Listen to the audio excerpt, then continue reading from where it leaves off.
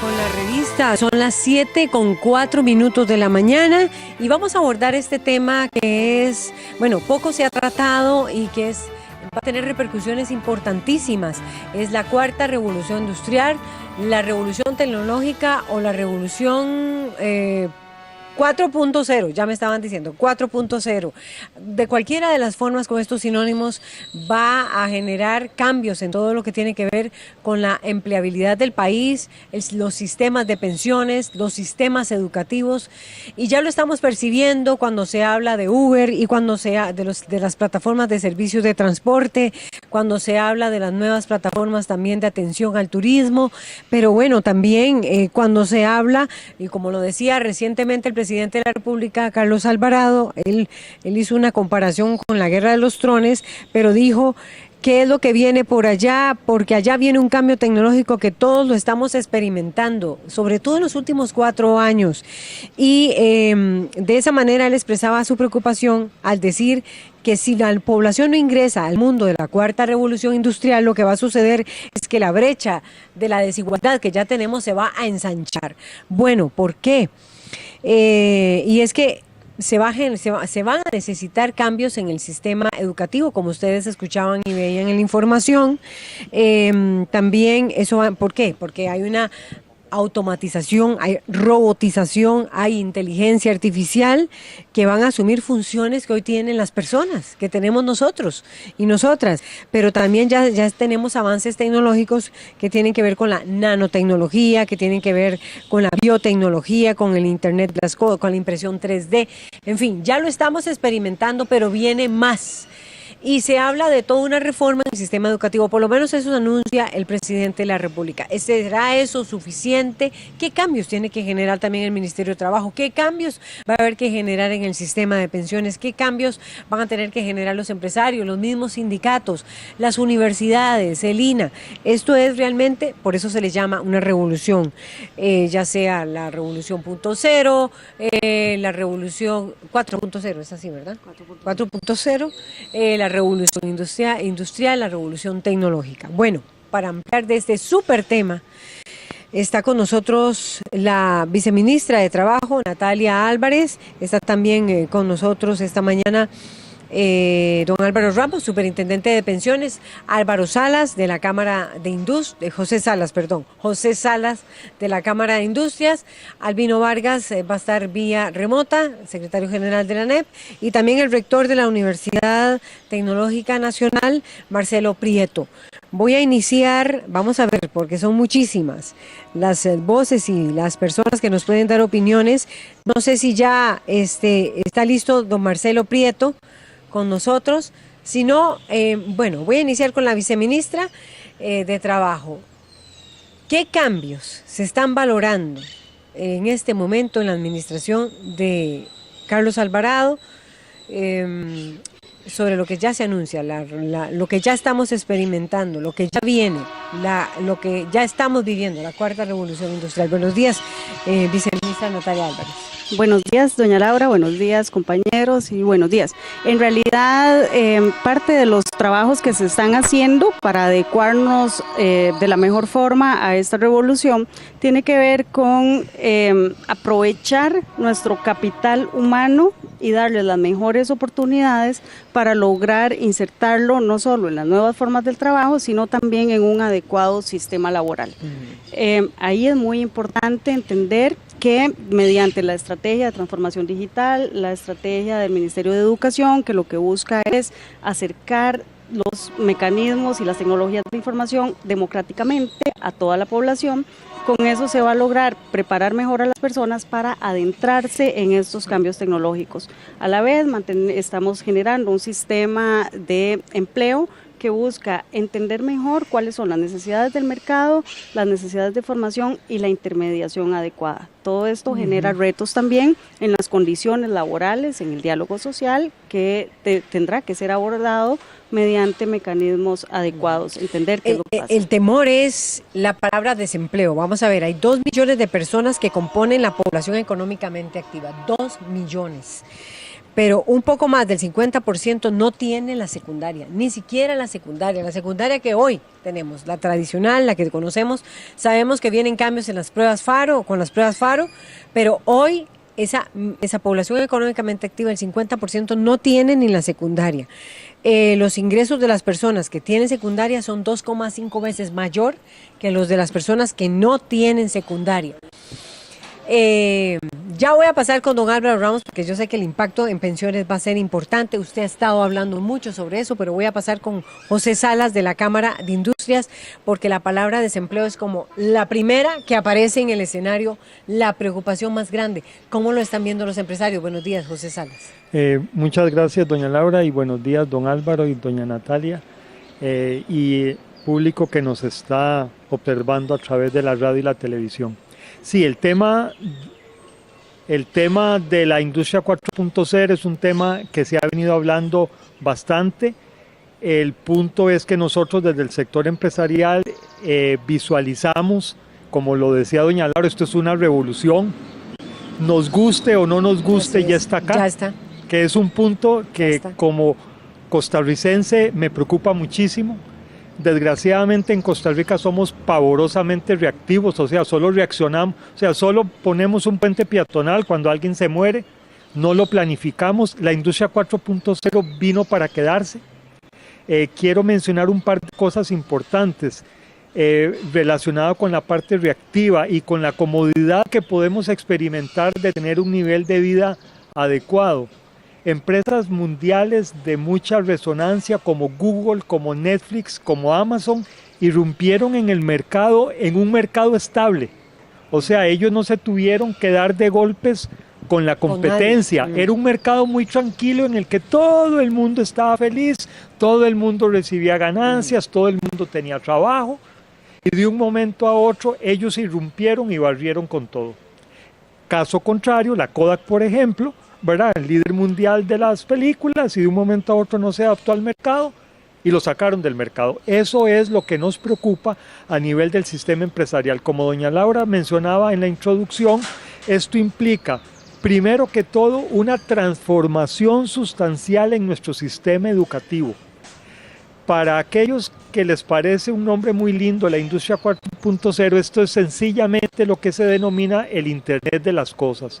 Es decir, todos los procesos van a llevar una dosis tecnológica que va a implicar datos en tiempo real, que va a implicar que nos pongamos de acuerdo en los niveles de información que necesitamos, y finalmente necesitamos despertar ese sentimiento, ese análisis de la información para poder obtener los resultados adecuados. Hace como unos 10 años yo le comentaba a unos alumnos míos en una universidad que si querían hacerse millonarios en ese momento, funden una empresa que jerarquice la información que recibimos en Internet. Y ahora nos damos cuenta, porque todo el mundo cree que lo que circula en Internet es santa palabra, y no es así. El problema es que estamos recibiendo tantísima información que no podemos estar valorando cuál es la que nos sirve y cuál es la que no nos sirve. Entonces, la parte educativa tiene que ir en esta transformación, viendo la parte de análisis primero que todo. O sea, nosotros ya aquella educación que desgraciadamente en Costa Rica todavía tenemos, de que todo era memorizado y el que más, la más alta nota era el que tenía mejor memoria, y eso murió, y murió hace años.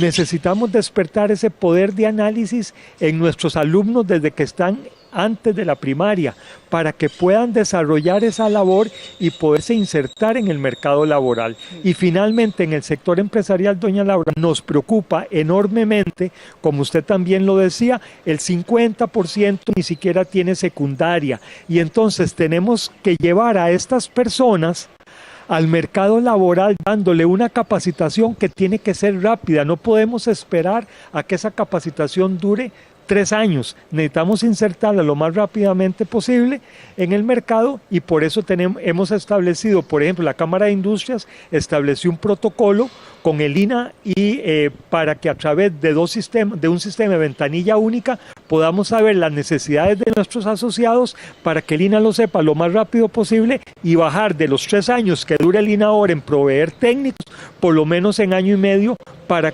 que esa inversión que se quiere hacer desde el exterior o empresarios costarricenses haciendo inversión en el país no tengan que esperarse 3 años, porque ya a como es la revolución tecnológica, en 3 años usted está totalmente en otro mundo. Yo quisiera saber cuáles son los datos. Me parece que ya hay algunos datos a nivel mundial de cuánta sería la población que quedaría desempleada cuando tengamos vehículos autónomos, cuando tengamos robotización, ¿verdad? Mano de obra que va a ser, y esto es, nosotros decíamos, eso va a ser muy lejos. No, eso ya está. Uber llegó y ya está generando un impacto en los taxistas importantísimo, en los ingresos económicos de familias de taxistas que, que cada vez, ahora vemos que hoy va a haber una protesta de taxistas del aeropuerto, pero no quiero quedarme con solo eso. ¿Qué dice el sector laboral? ¿Qué dicen los trabajadores, los sectores organizados de trabajadores y trabajadoras del país? ¿Cómo lo ve Albino Vargas, secretario general de ANEP? ¿Esto lo valoran en las organizaciones las organizaciones laborales, en los sindicatos? ¿Se han puesto a pensar qué va a pasar con los trabajos que hay ahora y cuando avance más esta revolución, qué tanto va a generar?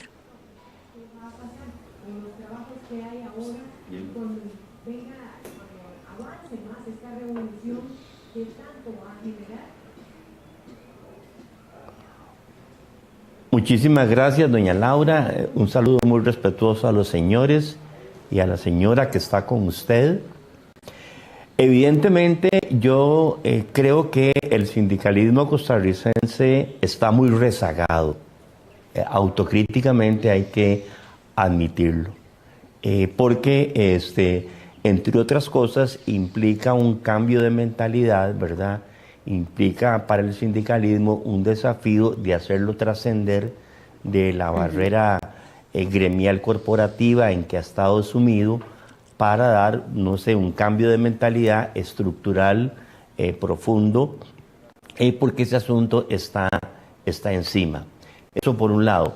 Segundo, es imposible que el país enfrente este desafío segmentadamente como uno lo está viendo. Si lo que uno está viendo, que eso tan fuerte que ya tenemos encima, uno nota una política pública que está como en pedazos, que está como en partes, que no está articulada. Entonces uno ve el sistema educativo en pañales al respecto, uno ve el sector empresarial ya preocupado y haciendo, digamos, lo que considera que debe ser su tarea. Y las universidades públicas, pues en realidad también tienen un reto gigantesco, pero creemos nosotros que si van a entrar en competencia entre sí y no integrarse como un todo, también no va a ayudar a este desafío. 2 preocupaciones adicionales tenemos en mente. La primera es que el país no va a poder afrontar esto sin una gigantesca inversión pública fuerte, sin una gigantesca inversión desde el Estado, y hoy en día esto está muy satanizado, ideológicamente está pervertido, ¿verdad? Y entonces ahí también hay que hablar incluso de una modificación sustancial a cómo estamos concibiendo este modelo económico que tenemos en este momento, que nos ha dejado desigualdad, desempleo, alto déficit fiscal y sobre todo una espantosa deuda. Es decir, tenemos desigualdad, terrible desigualdad, y con esto encima y sin un país estructuralmente preparado, estratégicamente coordinado, con esfuerzos compartidos desde la política pública y desde la sociedad civil, en este caso productores y empleadores, a nosotros nos va a pasar por encima esto y vamos a sufrir consecuencias todavía más dolorosas con esos miles de empleos que se van a perder. Finalmente hay que reparar en lo que está planteando el Papa Francisco, el Papa Francisco está convocando a un gran foro en el año 2020 en la ciudad de San Francisco de Asís, porque esto tiene que ver cómo se está organizando el mundo económicamente ante este ímpetu tecnológico y excluyente, y por tanto lo que está planteando el Papa Francisco es que se requiere una nueva economía, una economía que incluya gente y que no excluya gente, como es la que nosotros estamos viendo en este momento. Sin duda alguna, creemos nosotros que el desafío trasciende a esta administración, y lo que esta administración debería hacer ya con urgencia, en nuestro criterio, es convocar a una mesa nacional compartida específicamente para el tema, ¿verdad? Es una mesa nacional donde, pues, hablemoslo así en términos populares, se deje de lado la voladera de pedradas en que hemos estado en los últimos 12 meses y con urgencia se arme, ¿verdad? Que la academia salga de la burbuja de cristal en que está sumida, el empresariado abra su mente a la importancia de que las organizaciones sindicales deben existir en sus empresas para enfrentar este desafío. Los sindicatos entendamos que estamos en un contexto económico adverso y que la trinchera excesivamente corporativista gremial no ayuda, y sobre todo un programa agresivo para sacar a la gente a la juventud que no terminó secundaria, y especialmente a la juventud desempleada que ya salió del sistema formal o que está en la universidad, pero que el Estado tiene que volcarse integralmente a través de esta mesa nacional de arrollando la manga y empezar a diseñar un ABC para la cuarta revolución industrial compartido, participativo, estructuralmente concebido. Pensamos nosotros que podríamos estar en mejores condiciones de asumir esto que ya tenemos, sinceramente, en la puerta de nuestras casas de manera amenazante. Bien, no se guardó nada, don Albino Vargas. Son muchas cosas las que dijo. Habló del peligro, por supuesto, del futuro de los sindicatos, de la visión corporativa gremialista, de que haya una mesa de diálogo, de que las universidades se salgan de la Torre de Marfil. Y es que ahí está una de las universidades estatales, la Universidad Técnica Nacional, y el rector Marcelo Prieto, que están preparadas. Dice que nos está tomando por sorpresa, todos coinciden que nos está tomando por sorpresa, de programas que no sean compartimentados, sino que sea una visión más de conjunto, de una gran inversión pública. ¿Qué están diciendo las universidades estatales? Están en la Torre de Marfil. ¿Qué dice Marcelo Prieto? Buenos días.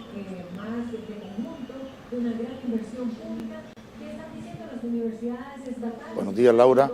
Muchas gracias por invitarme a esta importante mesa de diálogo. Me parece que los temas que se han tocado son cruciales para el desarrollo del país.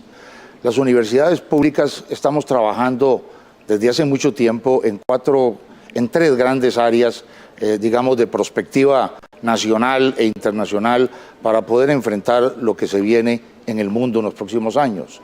La primera área que tenemos con una especial atención es, desde luego, lo que corresponde al cambio tecnológico. Y aquí hay dimensiones importantísimas con relación a este tema, que no se reducen únicamente al desplazamiento de obreros y a la automatización derivada de la industria 4.0, sino que tienen que ver con la política, tienen que ver desde luego con la economía y con la vida productiva, con la vida social, con la vida cultural y con una serie de ámbitos de la vida humana. El cambio tecnológico tiene que analizarse con cuidado, con atención, con rigor, y estamos trabajando desde hace tiempo en esta línea.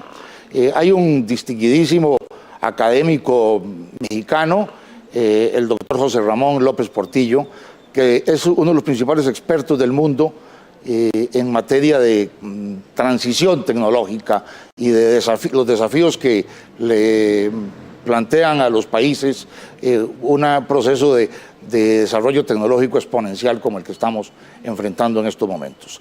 Él tiene un libro que se llama precisamente La Gran Transición, donde abarca todos estos temas y me parece que sería muy importante, es uno de los consultores del secretario general de las Naciones Unidas más importante en materia de cambio tecnológico. Sería importante que lo invitáramos al país para que nos abriera también otras dimensiones, nos permitiera ver otras dimensiones del cambio tecnológico.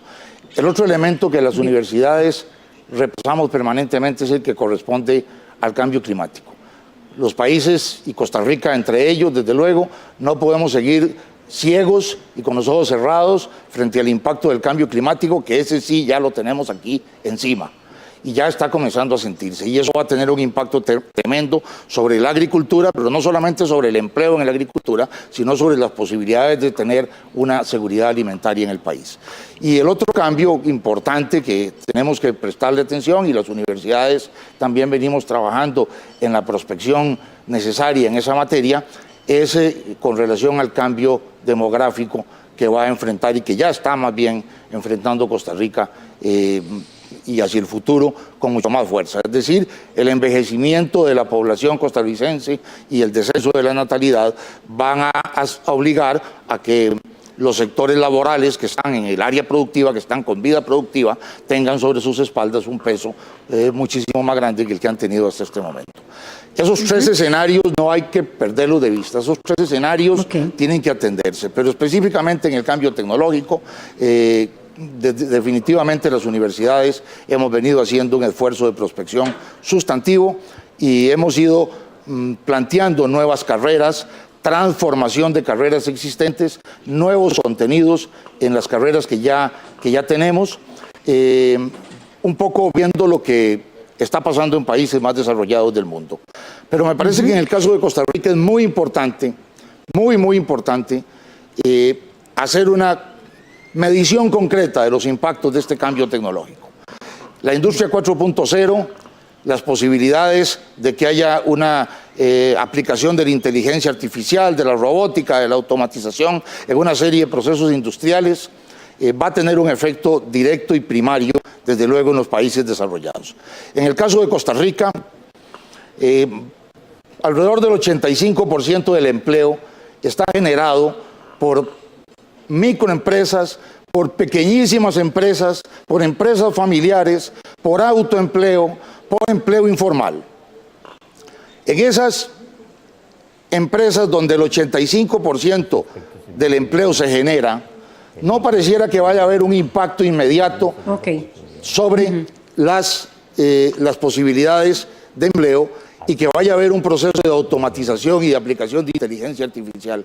Esas empresas están muy atrás de todos esos procesos. Están luchando por mejorar la productividad, están luchando por encadenarse a los sectores exportadores, están luchando por hacerse más productivas y más capaces de insertarse en las cadenas globales de valor.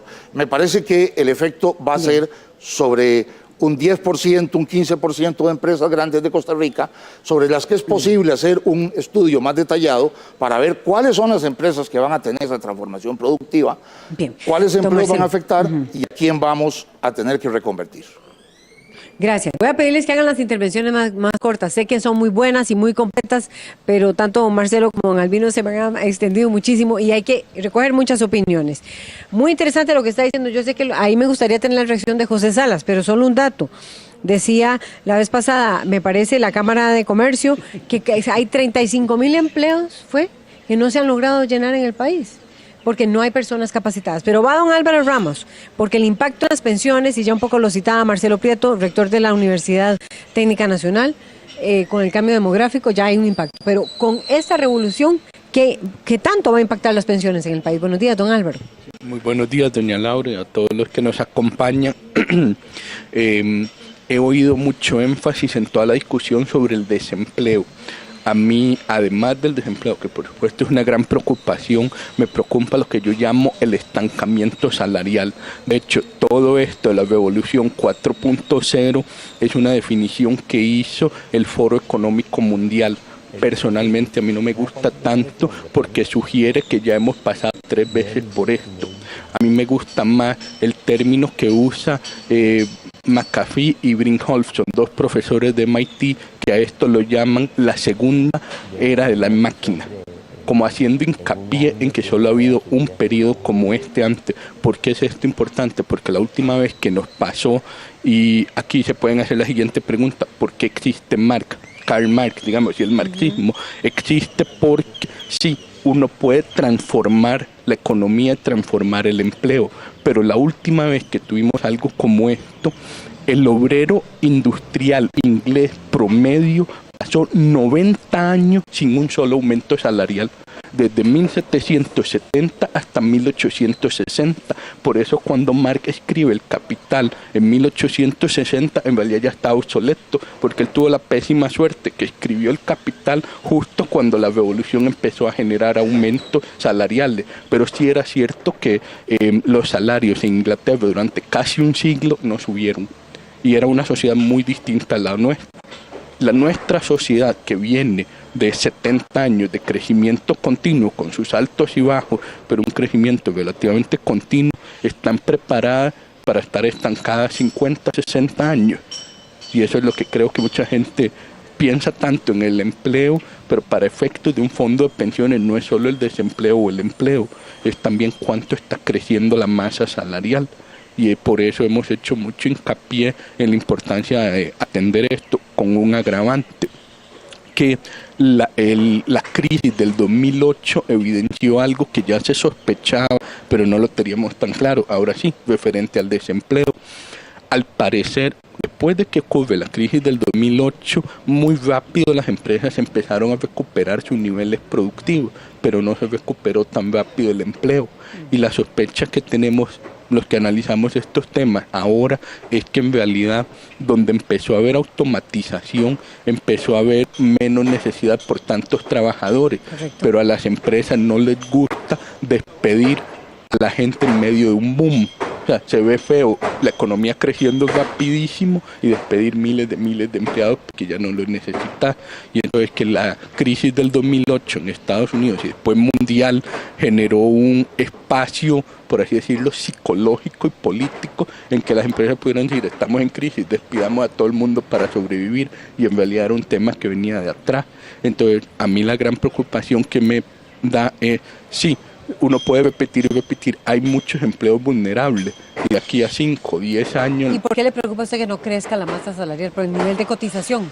¿Por el nivel de cotización que estarían dando? No, es que es un tema de todo el sistema. Es decir, no lo piense tanto como la caja o el magisterio, piénselo a nivel de todo el sistema. Como ha funcionado en Costa Rica es, ok, yo empiezo con la caja y con el magisterio y el Poder Judicial o lo que sea. Si ninguno de estos te cubre como trabajador, terminas afuera del sistema y eventualmente te tendremos que dar, no sé, una pensión no contributiva.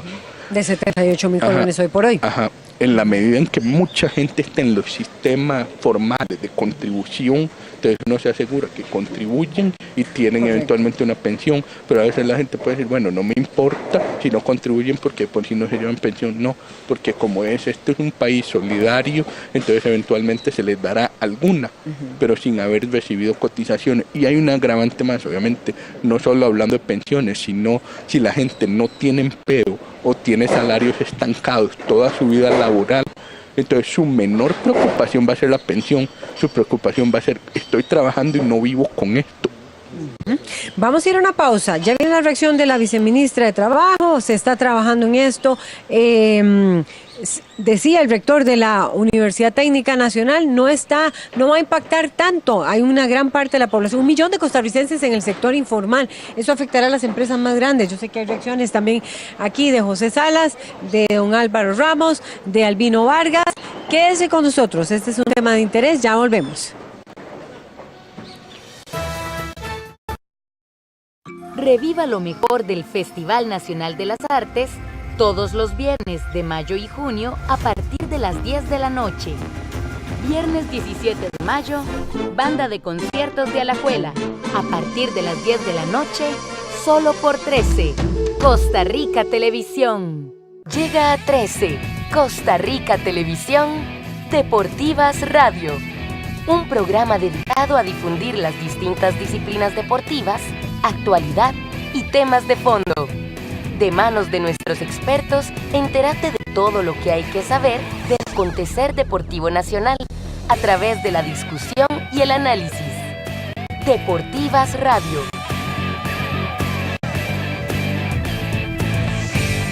Por 101.5 Costa Rica Radio y 13 Costa Rica Televisión. La solidaridad es una de las virtudes que nosotros precisamente debemos de cultivar en las escuelas. Concretamente en los países de América Latina nos enfocamos en el trabajo con la niñez. Lo material es importante, pero otras formas de ser solidario es a través del ejemplo. Es decir, con el ejemplo uno inspira a otros a hacer cosas. ¿Sí? ¿Verdad? Y es que todos compartimos como un principio fundamental que es el amor. Y el amor se tiene que traducir en solidaridad. Voces amigas. Solo en 13. Costa Rica Televisión.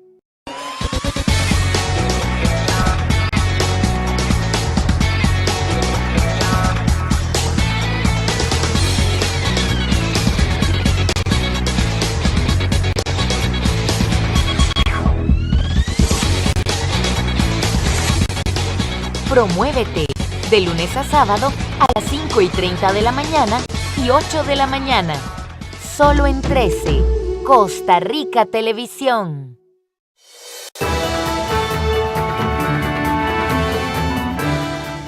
7:35 de la mañana. Gracias por mantenerse con la revista La Cuarta Revolución Industrial, la Revolución 4.0, la Revolución Tecnológica. Cualquiera de los nombres, lo cierto es que estamos analizando el impacto que va a tener en Costa Rica, porque recientemente también lo puso a colación el presidente Carlos Alvarado, pero bueno, porque también y habló de la necesidad de cambios en el sistema educativo, pero sobre todo citó datos muy interesantes en torno a que la PEA, la población económicamente activa, es de 2 millones de habitantes y el 50% no tiene ni siquiera la actual secundaria. ¿Qué tan preparado está el país para la robotización, para la automatización y demás? Eso es lo que estamos analizando. Y está con nosotros, vamos a ver reacciones. Hay de parte de José Salas, de la Cámara de Industria, sobre lo que está diciendo Álvaro Ramos, sobre lo que está diciendo Albino Vargas, sobre lo que está diciendo Marcelo Prieto.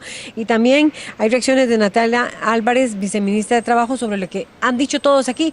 La mesa es de ustedes, tratemos de que las intervenciones sean más cortas y más directas. No sé si doña Natalia o don José Salas. Gracias. Natalia Álvarez. Gracias, no hay un plan, no hay una mesa estructurada, no están las universidades allí, no están, también están en riesgo los colectivos sindicales, podrían desaparecer, la visión esa gremialista colectiva, en fin, ¿qué tanto va a impactar al país esto y qué tanto lo está impactando? Solo quiero decir algo, hoy las noticias, la mayor parte de la gente, no sé, o una buena parte de la gente, no la mayor, las ve a través de estos aparatos. Eso ha pasado, eso se ha transformado en 4 años. Eso lo estamos percibiendo, la televisión abierta y su futuro ya lo estamos sintiendo, la manera como se informan las personas. Cómo, qué tanto va a afectar a los trabajadores, por ejemplo, para decirlo, de la comunicación, pero qué tanto va a afectar, está afectando a los taxistas, a los demás gremios colectivos que elaboran en distintas quehaceres. Efectivamente. Natalia Álvarez, sobre lo que se ha dicho aquí. Sobre lo que se ha dicho aquí, sí necesitaríamos muchas horas para abordarlo. Lo cierto es que sí existe una articulación de diferentes políticas, por ejemplo... Pero no hay una mesa así brava, conformada, viceministra, que uno diga, ya tiene nombre y apellidos esa mesa. Me extraña porque el presidente lo dijo, pero no la conozco. Es decir, ¿será necesario? ¿Es urgente? ¿Creen ustedes que debería ya invitarse? Dice Albino Vargas que nos estamos dando de pedradas, pero no está. Lo cierto es que tenemos una mesa que ya tiene más de 2 años de trabajar tripartita sobre informalidad. Y hay un alto porcentaje de estos trabajos que se encuentran en esa condición y hemos venido trabajando unidad sindical, sector empresarial y gobierno con diferentes representaciones sobre eso y justamente uno de los grandes retos tiene que ver no solo con la formación, para lo cual hemos incorporado a diferentes instituciones, ahí ha estado el INA desde el inicio de esa mesa y también el Ministerio de Educación. Probablemente tengamos que incorporar o hacer un esfuerzo específico para este proceso de la Revolución 4.0. Lo cierto es que tenemos diferentes estructuras que se pueden encargar de eso. También es importante decir que si bien en Alemania fue donde inició la Revolución 4.0, en este momento no hay una pérdida neta de empleo, y yo creo que ahí sí tenemos que Alemania, trabajar. por ser Alemania, y Costa Rica con un 50% de su población económicamente activa sin secundaria. Efectivamente, una de las ventajas de esta Revolución 4.0 es que si bien requiere de personal altamente especializado, hay un desplazamiento también del enfoque y de las especialidades que se requieren, y se genera, por ejemplo, una expectativa de vida mayor, y se requieren personas que, por ejemplo, van a estar cuidando al adulto mayor. Para eso, entonces, se puede formar personas con menores calificaciones que se adapten. Sí, es cierto que necesitamos hacer un análisis prospectivo en lo que estamos trabajando. Vamos a tener muy pronto apoyo de CEPAL para hacer el abordaje de cómo se está comportando y hacia dónde se dirige nuestro mercado laboral, y justamente tomar medidas que nos acerquen a eso en términos de tutela de condiciones laborales y de qué se requiere para garantizar las condiciones laborales y la seguridad social, que coincido, es un tema que realmente nos preocupa a todos. Entonces, habría sí una necesidad de tener un diálogo, necesitamos un nuevo pacto en términos de cómo vamos a abordar esto, tanto del sector empleador como del sector sindical, entendiendo cuáles son esas nuevas dinámicas y cuál es la percepción, claro, y cuál es la percepción de, por ejemplo, los millennials, de cómo se incorporan en este proceso, y cómo concientizamos sobre todo de la necesidad de cotizar, por ejemplo, de la necesidad de cumplir con condiciones laborales que nos garanticen no solo el presente, sino el futuro como sociedad, y como una sociedad que hemos decidido apostar a los sistemas solidarios, como lo es la Caja, y para eso también tenemos instrucciones claras del señor presidente en términos de que la Caja genere o lidere esta discusión sobre cómo generar mecanismos que hagan sostenible el sistema. José Salas, de la Cámara de Industrias. Trabajos, la población altamente educada accede a puestos de trabajo bien remunerados y de alta tecnología, pero los otros no. Dice el rector de la UTN que no va a impactar tanto. ¿Cómo lo ve José Salas? Sí, aquí Cámara de Industrias. Tratando de ser bien conciso, porque nuestro enemigo no es el desempleo, es el tiempo, ¿verdad?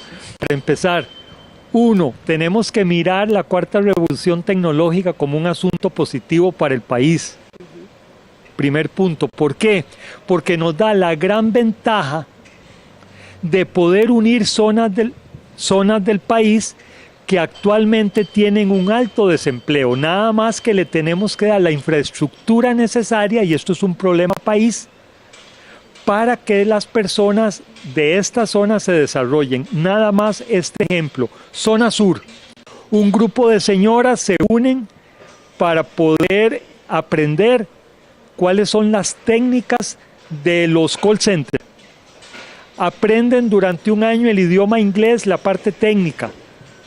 No se tienen que venir a la gran área metropolitana a emplearse en las zonas francas. Las tenemos que dejar donde están, porque ese es también su medio ambiente familiar.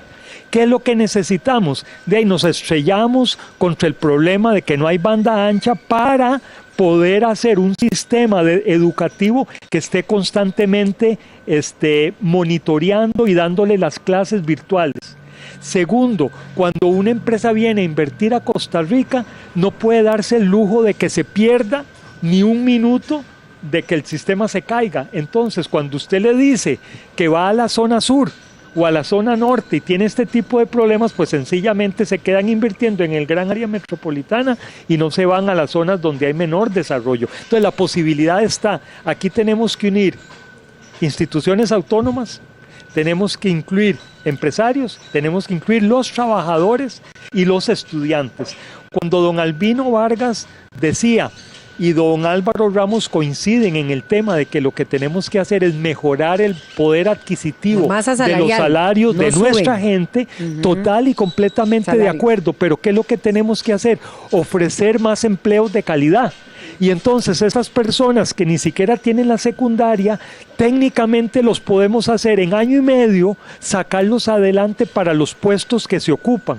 Van a haber, y Natalia lo decía correctamente, van a haber puestos que ahora no hay, que tenemos que darle énfasis. La atención del adulto mayor, y hago aquí la publicidad. Vea, Costa Rica tiene que cambiar la cultura hacia nuestros adultos mayores. No es posible que los internemos en noviembre en el geriátrico para deshacernos de ellos, para irnos de fiesta en Navidad y recogerlos en enero. Esto no lo podemos hacer. Esto es diametralmente contra la raza humana, ¿verdad? Entonces tenemos que cambiar esa cultura, pero tenemos entonces, ahí hay nuevas posiciones geriátricas, tenemos atención de adultos mayores, importante, tenemos esa supervisión de procesos tecnológicos nuevos que necesitamos implementar. Entonces, como ve Laura, tenemos un rico material, la población nuestra es rica en ese sentido, nada más tenemos que darle la oportunidad, no para que sigan siendo informales, sino para darles un mejor nivel de vida. Y nada más, doña Laura, termino con esto. Con la cuarta revolución industrial, personalmente, yo no quiero, y como sector empresarial no queremos que pase lo mismo que pasó cuando la maquila textil en Costa Rica era la principal fuente de trabajo. De un momento a otro el gobierno dijo, no me interesa la maquila textil, apostó por la maquila tecnológica y por todo lo que se ha desarrollado, lo cual está perfecto, pero esas personas que antes eran empleados de la maquila textil no tuvieron a dónde ir, entonces tenían que ir o a agricultura o a construcción, y cuando estos dos mercados se vienen abajo, eso es, como lo decía don Álvaro Ramos, en Costa Rica desde el 2008 no hemos podido pasar de un 10% de desempleo, precisamente porque estas personas no se han desarrollado en nuevos puestos y siguen haciendo lo mismo de antes, que ya no es parte del mercado. Albino Vargas.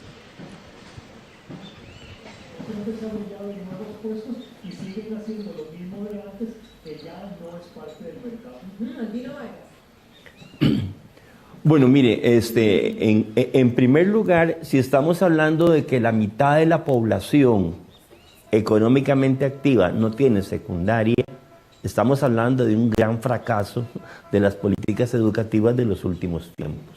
Eso quiere decir que habría que poner la educación de cabeza para enfrentar este nuevo reto de la cuarta revolución industrial. Segundo, efectivamente, entre el 85 y el 90% del parque productivo nacional es micro, pequeña y mediana empresa. ¿Y qué estamos haciendo como país? Le metimos una política fiscal que está haciendo que se cierren negocios en este momento, ¿verdad? Porque la política fiscal que se viene impulsando, en nuestro criterio, está equivocada, es injusta y es contraproducente. Y el tercer elemento, lo que estamos planteando, y lo quiero reiterar, es la necesidad de articular un proceso nacional específicamente para el tema. Porque si nosotros tenemos que la economía informal es lo que está creciendo, quiere decir que hay que revisar qué tipo de diálogo se está sosteniendo, porque no está dando resultados, ¿verdad? Y creo que ya se superó el 1 millón de personas que está en economía informal, y eso tiene impactos en la seguridad social, en los sistemas de pensiones, y muy interesante lo que está apuntando el señor de la Cámara de Industrias con relación a que el tema de la gente en tercera edad va a obligar también a un cambio cultural, un cambio en la política laboral, un cambio en la política pública, porque ahí también se necesita una enorme capacitación de la fuerza laboral de este país. Bueno, pero todo eso requiere de inversión pública, de una enorme inversión pública, y yo no sé cómo estarían, lo que usted decía también, don José Salas, cómo estará los gobiernos a propósito de la política fiscal que ha tenido. Marcelo Prieto, rector de la Universidad Técnica Nacional. Hay varios elementos que es importante resaltar en este diálogo. Lo que se ha mencionado con relación a la educación. La educación es un factor esencial para el desarrollo. Sin educación no hay desarrollo, pero la educación por sí misma no es un factor suficiente para que se produzca desarrollo. Tiene que haber otros elementos, tiene que haber crédito, tiene que haber asistencia técnica, tiene que haber políticas de desarrollo productivo, tiene que haber inversión privada. Quien genera los empleos es la empresa privada. La educación solo residualmente, además de aportar los empleos que ya están creados, aportar el personal necesario, la educación solo residualmente mediante el emprendedurismo a mediano plazo puede generar por sí misma nuevos empleos. Los empleos los genera el sector privado, bueno, y el sector público, pero en las condiciones que tiene el país es impensable encontrar una salida en el aumento del empleo público. Entonces, hay un conjunto de factores que tienen que tomarse en cuenta. La inversión en educación tiene que seguir creciendo y tiene que seguir aplicándose mejor, tiene que distribuirse mejor y tiene que ajustarse más a las necesidades del país. Tiene que ser una inversión de calidad. Un país en el que el 50% de los estudiantes no terminan la secundaria, un país en el que solo en el 7% de las escuelas de primaria se ven los programas completos, un país en el que los muchachos que logran salir de bachillerato en realidad tienen conocimientos en matemáticas, en física, en química, en biología, en las ciencias básicas, equivalentes a los que tienen los muchachos de primero o segundo año de colegio de los países de la OCDE. Un país en esas condiciones no puede salir adelante. Y no puede haber reforma educativa si no se enfrenta con toda seriedad el problema de la formación docente. Costa Rica produce 10.000 docentes por año. Entregamos 10.000 títulos de docentes, 10.000 títulos de profesores y de maestros. De esos 10.000 títulos, solo 3.000 son producidos, son generados, son entregados por las universidades públicas. 7.000 títulos de docente todos los años son emitidos por universidades privadas a las que el Estado de la Nación ni siquiera les ha podido verificar los planes de estudio que tienen. ¿Cómo vamos a lograr una transformación educativa en Costa Rica y un mejoramiento sustantivo del nivel y de la calidad educativa en todos los niveles si el Estado no tiene ningún control sobre la formación de los docentes en este país? Y no sabemos a quiénes estamos poniendo a enseñar ni qué están enseñando. Ahí hay una tarea fundamental, igual que la inversión y el aumento del gasto y de la inversión más bien en investigación y desarrollo. El promedio de los países de la OCDE es de 3% del PIB invertido en investigación y desarrollo. El promedio de América Latina es el 0.7. Y estos son datos viejitos ya. Probablemente si los actualizamos a este año o al año pasado, la cosa sea peor. En Costa Rica solo invertimos el 0.5 del PIB en inversión y desarrollo, menos del 0.5. No vamos a salir adelante como país en esas condiciones, de ninguna manera. Bien. ¿Es más cantidad, es más inversión en educación o es revisar, porque aquí hay una inversión importante, o es revisar esa inversión en educación? Es la necesidad de esa mesa, es la necesidad de mayor inversión en infraestructura. El empleo lo produce el sector privado, están diciendo el rector. Álvaro Ramos, de la Superintendencia de Pensiones. Sí, muchas gracias. Tal vez para ir cerrando las ideas. Uno, los problemas que enfrenta el sistema de pensiones, ya comentamos ampliamente el primero, que es el dinero que entra a un fondo de pensiones viene de los salarios en la construcción actual, y hay proyecciones o de más desempleo o de salarios estancados o las dos cosas. Y cualquiera de esas combinaciones genera un problema de ingreso. Pero hay un segundo tema importante. Digamos que al fondo de pensiones entró dinero. ¿Qué se supone que hace con ese dinero? Bueno, se supone que lo invierte. Históricamente estábamos muy acostumbrados, por lo menos en los países con fondos de pensiones maduros, a que invirtieran ese dinero sobre todo en acciones, porque en el largo plazo las acciones de empresa tienden a crecer mucho más rápido que, por ejemplo, el retorno de un bono. Porque recordemos que Costa Rica es un caso excepcional por su situación fiscal, que paga tasas de interés muy altas, de 7-8% real, pero lo común es países sólidos macroeconómicamente, como Alemania, Suiza, Estados Unidos, rara vez pagan más de 2% real, y a veces hasta 0% real, y por lo tanto, si un fondo de pensiones quiere crecer, invierte en acciones. Sin embargo, no es el único factor, pero uno de los factores que está afectando esta cuarta revolución industrial, o segunda, como prefiera verlo, es que ha habido una consolidación muy fuerte de las empresas. Hoy hay menos del 50% de empresas en bolsa que las que había hace 10 o 15 años.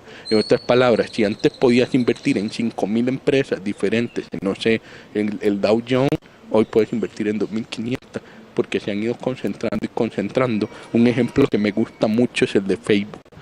Facebook, como empresa tecnológica y plataforma tecnológica que ha logrado convertirse en la red social más grande del mundo, con mucha frecuencia comete errores de privacidad. Y entonces es súper interesante leer las anécdotas, porque la gente dice, ya me enojé con Facebook porque otra vez se perdió mi password, ese tipo de cosas, o mis fotos fueron vendidas a no sé quién. Cierran Facebook y se ponen a usar Instagram y WhatsApp. Pues mala noticia, los dos son de Facebook también. Entonces son esas cosas que la gente no se percata de la enorme concentración que hay detrás, digamos, de la marca que estás viendo. Y eso está ocurriendo en todos lados. Por ejemplo, en Estados Unidos había decenas de cervecerías grandes hace unos años, hoy solo hay 4. A nivel mundial, el 80% de la música la controlan 4 empresas. A nivel mundial, como el 90% de los libros los imprimen 4 editoriales, y así sucesivamente. Entonces, ¿qué propuestas se han hecho en estos términos? Esencialmente, uno, crear, y por ejemplo me gustó mucho el concepto de Alemania. En Alemania tiene muy fuerte que las juntas directivas de las empresas siempre tienen que tener miembros de la clase trabajadora, precisamente para rebalancear, ¿cómo se llama?, un interés únicamente fiduciario accionario, sino también que hay un deber fiduciario hacia los empleados. Punto 1. Y esta propuesta de hecho la está cogiendo Elizabeth Warren, senadora por Massachusetts y precandidata demócrata. Sí. 2. Se requiere un fortalecimiento profundo de entidades como en Costa Rica la CONACOM, ¿verdad? Que tengan la capacidad de hacer una revisión de si las fusiones y adquisiciones empresariales no atentan contra la competitividad y el empleo. Bien, muy rápido, viceministra, porque ya tengo 6 comentarios y se están haciendo fila otros y tenemos que cerrar aquí. Existe un compromiso importante de parte del MISID, que mediante su estrategia de transformación digital, en llevar el acceso a las tecnologías a nivel nacional, lo cual además nos va a garantizar las posibilidades de utilizarlo para formación, para educación y también para fortalecer, por ejemplo, a las pymes que están a lo largo de todo el país en su proceso de formalización y formación también para las personas. Lo mismo con el Ministerio de Educación Pública. Entonces yo creo que ahí se dan unas condiciones básicas para poder llegar a la mayor cantidad de gente a lo largo y ancho de la geografía de nuestro país, donde se requiere profundamente. Bueno, había calificativos muy fuertes. Fracaso del sistema escolar, decía Albino Vargas, si el 50% de la PEA no tiene bachillerato en este momento. Se están realizando. Entonces ese es el gran cuestionamiento que hay al sistema público. Sé que la mano de José Salas se levanta cada rato, así, ¿verdad? Como que quiere intervenir, pero creo que ya no hay chance. Tengo que leer los comentarios, me dicen. Sí. Bueno, vamos a ver. Patricia Araya comenta: muere la era industrial para dar paso a la era digital y tecnológica. Lo que pasa es que para variar en Costa Rica no nos hemos dado cuenta. Ahora un robot limpia la casa, atiende ferreterías y hasta nos sirve la comida rápida. Mauricio Castro dice: la revolución 4.0 tiene varios componentes: automatización y robótica, inteligencia artificial, Internet de las cosas, Big Data. Algunos trabajos dejarán de existir como los conocemos y se requerirán nuevas competencias. Mauricio Alfaro afirma: aparte de las revoluciones asociadas a los avances tecnológicos, tenemos retos como cambio climático, envejecimiento. Estos retos son exigentes y requieren mucho más trabajo conjunto y continuo. ¿Qué puntos de partida y avances tenemos? Mauricio Castro dice: la automatización y robótica impactarán 2 grandes grupos: profesionales cuyas labores sean fácilmente automatizables, abogados, médicos y periodismo; obreros de bajo perfil educativo. Veremos sindicatos, gremios y colegios profesionales unirse. Heidi Latul Venegas dice: una pregunta de fondo, ¿por qué de esos 2 millones de costarricenses la mitad no tienen ni siquiera la secundaria? María Luisa Rojas dice, afirma, es correcto, doña Laura, muchos vemos y escuchamos noticias, todo el mundo mediante una pequeña computadora llamada teléfono celular. El trabajo informal es y será cada vez mayor debido a los despidos masivos que ya se están presentando. Bien, esos son los comentarios para esta mañana. Tenemos que despedir aquí. Todos me hacen cara como de que esto debió haber seguido al menos una hora más, y yo sé que sí, pero no podemos. Le agradecemos muchísimo a la viceministra de Trabajo, Natalia Álvarez, al Albino Vargas, secretario general de la ANEP, al rector de la Universidad Técnica Nacional, Marcelo Prieto, a Álvaro Ramos, superintendente de pensiones, y a don José Salas de la Cámara de Industrias por acompañarnos esta mañana en una pincelada de lo que va a impactar la cuarta revolución industrial, lo que ya está impactando la revolución 4.0 en nuestro país. Y a ustedes, gracias por mantenerse con la revista. Feliz día, quédese con Cinar Costa Rica.